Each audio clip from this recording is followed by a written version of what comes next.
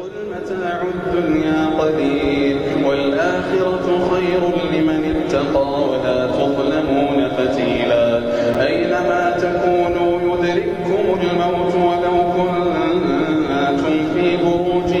مشيدة وإن تصبهم حسنة يقولوا هذه من عند الله وإن تصبهم سيئة يقولوا هذه من عندك قل كل من عند الله فما لهؤلاء